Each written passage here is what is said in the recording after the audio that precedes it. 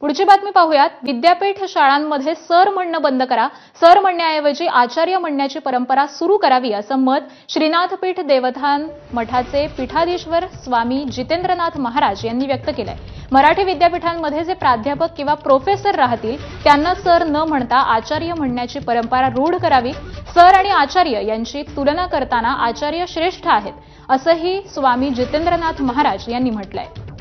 माझं तर म्हणणं आहे की विद्यापीठांमध्ये शाळांमध्ये सर म्हणणं बंद करा। What is the meaning of sir?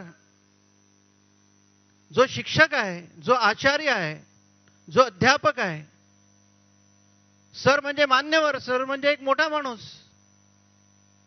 शिक्षक ही माय आहे। आईच्या पदरात जाऊन हवं ते प्राप्त करून घ्यावं तसं शिक्षकांच्या घरी चक्रावरून त्यांच्या पाहिजे असेल ती विद्या घ्यावी असं अर्जुन आणि श्रीकृष्णाचं हे नातं हे सर या याच्यात कधी बसतं। त्यामुळे IKS मध्ये हा भारतात निर्णय झाला पाहिजे असं मी पण कळवलंय आणि कळवणार।